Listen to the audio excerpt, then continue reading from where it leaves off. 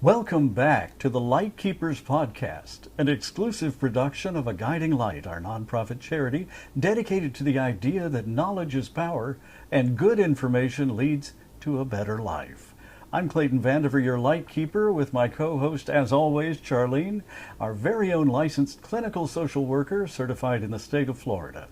This show is dedicated to everyone who wants to get the most quality out of life that they can. Join us for our conversation this week about the odd couple, the spouse or loved one that just doesn't quite agree, on this edition of the Lightkeepers Podcast.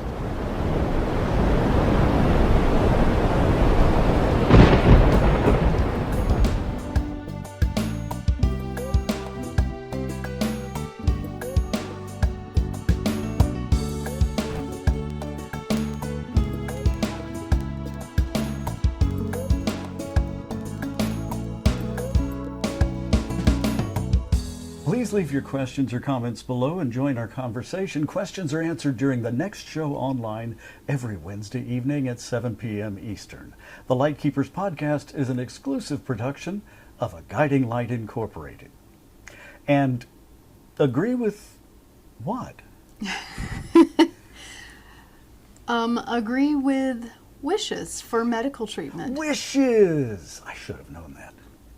So a lot of times on this program we talk about advanced care planning, advanced directives, and this goes back to that because of an experience I had recently talking with a couple, and it was started out as a very good conversation and became very intense very fast when we got to talking about whether or not one of them would want to be resuscitated if their heart stopped.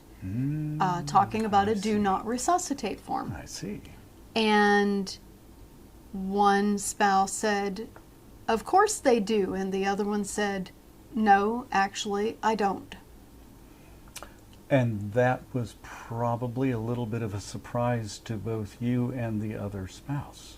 Yes, it was. Usually they're in agreement. Correct. They've already talked about things like that. Most of the time when I talk with couples or even families, it's been an ongoing conversation, or it's at least something that they've talked about. You know, this isn't how I want to be. This isn't how I want to live. I don't want to do that treatment. So they have a general idea. Yeah.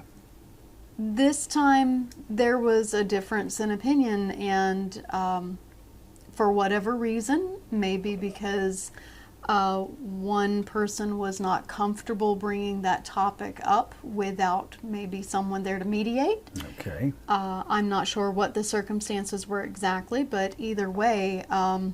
Did it sort of feel like they might have changed their mind recently, or maybe even on the spur of the moment?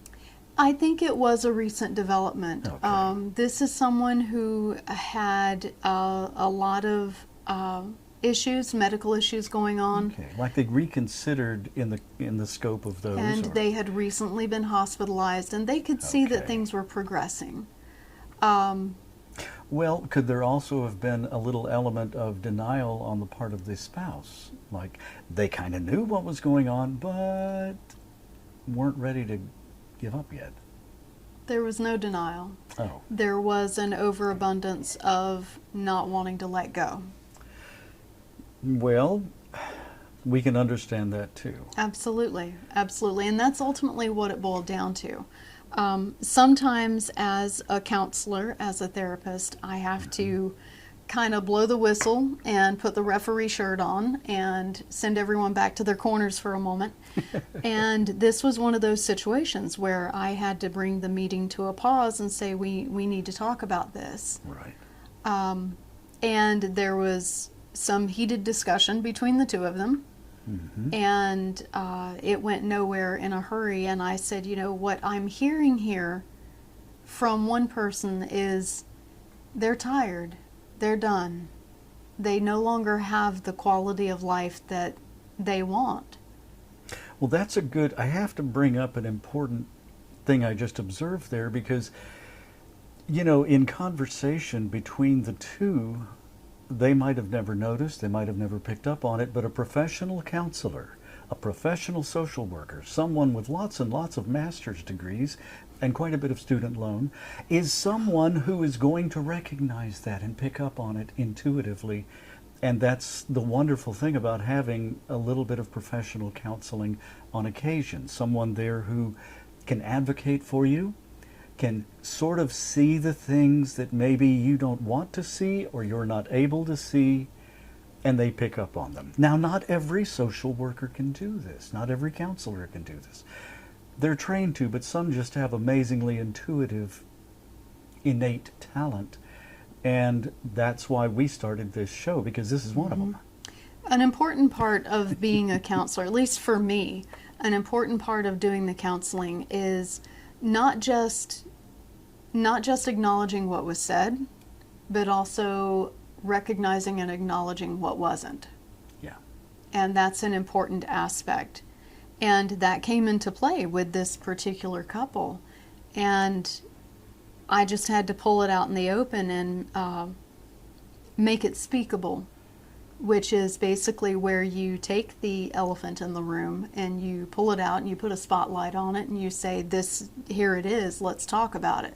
Well, a moment ago we were talking about times when you may have to ask people to step back into their corners and give it a moment, give it a pause and think about it. There are also times when I guess you have to draw them out and say, "Look, this is the important thing that we're all sort of dancing around now. Let's talk about it. Let's get into that." Exactly. And that's important, and talking about it and carrying on a conversation and being open enough at any stage in life, in any physical condition, is a good time to open up even uncomfortable conversations, because without those, you really don't know what that other person's wishes might really be. And you know, and the thing here is emotions can be frightening. Yes. Emotions are scary, especially when they're coming from someone that we love and that we care about, because we don't want to upset them. And so we're going to tiptoe around that topic. We're going to dance around that topic. But the thing is by doing so, we're not doing anybody any favors. And when talking about advance directives, it's particularly difficult because you know that your choice, what you want, is going to hurt them. Do you think that the inability to bring these things up, possibly the fear of hurting the other person or just being uncomfortable, do you think that it's just for some people a human condition, or is it a male-female more dominant condition? No, it's a human condition. Okay. I was wondering if it might be that stoic male pride that men just don't want to bring up things and talk about them and be emotional. No, it's a human condition. It's a human condition. And another aspect of the human condition is not wanting to talk about our own demise and of course. our own end of life, because there is a horrible taboo out there that if we talk about it, we're going to make it happen, we're going to bring it to pass, speak it into being, and you know, and newsflash, we're all going to die at some point. Better to be prepared and than something not. You've told a lot of people over the years is that, you know, you can look all over your body, you're never going to find an expiration date. That's true. I haven't found one yet. That's very true. And that comes from a story of one of my hospice patients was very sick, and they asked me how long they had left because they were convinced they were going to die that day. And I checked the feet, checked the toes, checked the palms, and I said, "Nope, can't find it." And they said, "Find what?" I said, "The expiration date." And it's making light of a very serious thing, but the truth is, as much as we may fear it, as much as we may anticipate it, the end is going to come for all of us, but we don't know when. And, you know, people say, "Wow, you're always dealing with topics," or "Your show is all about, you know, nearing end of life, preparing for end of life. It's all for older people." Newsflash, folks. I'll never forget my first experience with the potential for how short life can happen. Well, it wasn't my first, but the first I experienced as an adult. I was working, one of my first jobs, about 19, 20, a 21-year-old colleague of mine dropped to the floor with a heart attack. Mm-hmm. He didn't expect it either. It can happen any time. Anytime. In any, my own father, 48 years old, which seems quite young to me now from my perspective. He had deep vein thrombosis, 1963. They just called it a heart attack, and he dropped to the floor. They said he was gone before he reached the floor. Mm-hmm. And he certainly didn't expect that. He didn't see it coming. He didn't plan for it. And he had no plans at that time. Now, let me ask you something. And that's the important thing. He didn't expect that was going to happen. I hate to interrupt that, but let me ask you. Yeah. Had your dad survived that heart attack, but not been well, The quality of life, yeah. would your mom have known what he wanted for his medical treatment? Well, you see, at that age, they never would have discussed Exactly. that. They never would have thought of that. Most people don't. And this is a conversation for all people at any stage in life, in any physical condition. We've been married 30 years this year, and that's a real blessing. I thank the Lord for every minute of my life. But we have only had that conversation a handful of times. usually after something catastrophic. Years, or in preparation for something catastrophic. We've had our share of operations and life events. A couple of years ago, a large SUV decided to T-bone our tiny little Prius and turn my wife into a pinball inside it. Believe me, we had some conversations immediately after that, and thank the Lord we were able to have those conversations. Correct. But it see, can happen at any time. And the thing is, sometimes the conversation that you have today is different than the conversation you have tomorrow, and that's where this couple was. And even so, a long time later, as that couple was, you can reconsider. Absolutely. And you might not have a chance to have that conversation then and say, wait, I've changed my mind. And I didn't want that, I want this. And see, and the thing is these care decisions have profound impacts. For example, this particular couple, the one opted for the do not resuscitate. And we had a very long talk, and I had to, call a timeout, let everybody sit in silence, collect their thoughts, and then come back into the ring. But it was acknowledging what neither one of them wanted to say. And that was that one wasn't ready to give up. One wasn't ready to let them go. The other was no longer happy with life. They were very happy with their family. They still love their family. They would want to be here forever if they could. But they knew their health was failing, and they didn't want to put themselves through that, and they didn't want to put the family through watching it be a long, drawn-out process.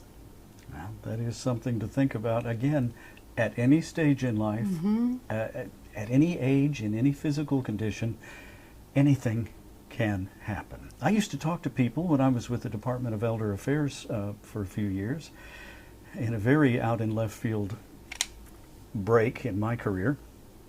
And I used to tell people about long-term care insurance.